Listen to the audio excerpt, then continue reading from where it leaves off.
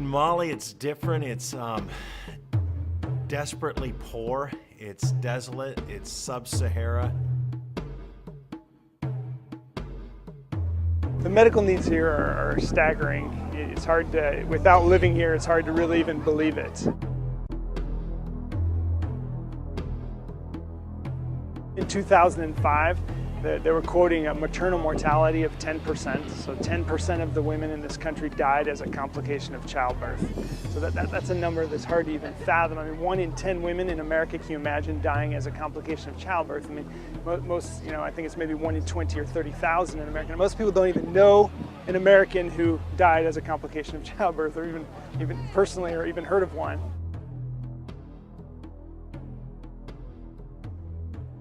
In Africa, 2 things can shut you down faster than anything else. One's not having energy and one's not having water. And so to try and do any project, but even just a village life, clean water is absolutely central. And we take it for granted in the West. But just drilled wells with safe water access, absolutely crucial. And so we go in there and try to really meet basic needs like water, like just basic medical needs. The conditions there in Mali are so desperate that any little bit of help you can provide really goes a long way. My name is Ian Vickers, and I'm the Chief Executive Officer for Global Partners in Hope. Global Partners in Hope does community development work. So whether it's in China or whether it's in Africa, we're essentially trying to develop communities across the globe. And we talk about providing bridges of opportunity for people who can help to people who need hope. So we go in and we'll build 2 clinics in a village. We'll put in a well, a sustainable well, not a well that just goes down a little bit, but we'll go down far enough where you can hit water that will last for a long time. And then we'll put in a maternity ward and kind of a pharmacy, general examination room for people. And the idea is that if you can take care of those basic needs, at least people will be healthy enough. If they need to do major surgery or major work, they can get healthy enough to get to those kind of facilities. And where we go, it's so far out there. In fact, the place we went to one time was called literally the ends of the earth. There's no road, and you get out there and there's like tons of people out there and you're like, where do these people come from?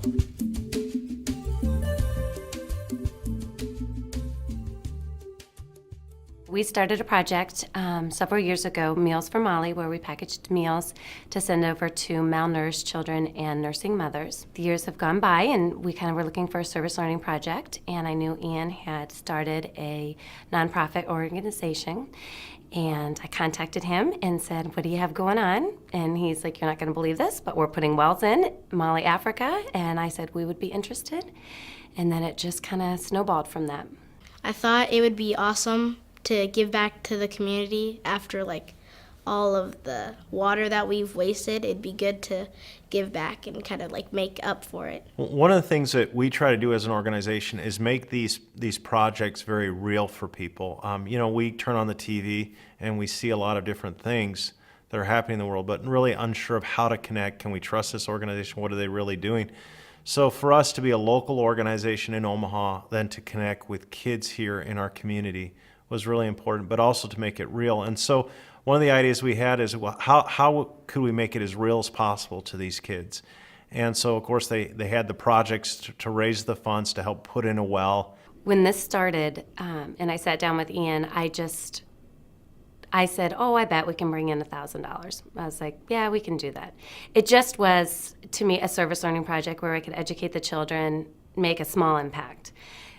I did not know that the children could bring in over $5,000 and have an understanding that they can make a difference. Well, I would tell them that if they were to help, they would see the difference and they would be really proud of themselves like I am.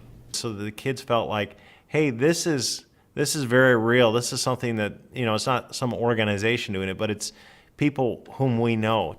I remember Kristen saying, you need to sit down, that I have something wonderful to talk to you about. And as I sat down, as she was talking about it, I got goosebumps. I thought, what a fantastic fantastic experience. Also to bring this experience back to the kids and talk about why we're raising money and be able to show them where the money that they raised went. We went, and now we can bring it back, and we're showing the well, and we're showing that Mindy and I were there, and they can actually feel what we felt on a smaller scale. But just their love and their smiles of like, I did this. You know, I'm a 5-year-old, and I made a difference. I remember on the plane trip home, it was Chris and I were talking, and I said, how do you express everything that we experienced there to make sure that the parents, the community, and the kids really understand what we did and what we felt when we went there? And I think just that conversation, I think we're going in classrooms and showing pictures and video and just expressing our experience. And from the day at home, and we put a bulletin board up the first day I was back, and I put up all the Molly pictures that I had, and we talked about how much money we raised. But from the day I got back from Africa, I had students coming to me and saying, okay, what can we do next to raise money? What can we do now? Is there another well we can help with? So just their excitement of, this is what we did, look what we did, look how we helped the children and the families, to what can we do next? The impact on our children it just can't be measured. I can't explain it when we gave them a container, we put a lucky penny inside and said, this is luck that you're going to be bringing back to Molly. And they just understood that any small amount, no matter how much, they didn't have to raise hundreds of dollars. It was just their change. And their change could make a difference around the world to help these children and these mothers and these families who can't go to a faucet and turn on water. Now they understand how blessed we are here in the United States, and how in a third world country it's not like their home. And it's fun to have them along. It's fun to be able to expose them to the needs that exist, and then for them to physically see and take a picture in front of a well of, here you are, this is what we've talked about, this is what you've seen pictures of, but now you're sitting in front of it.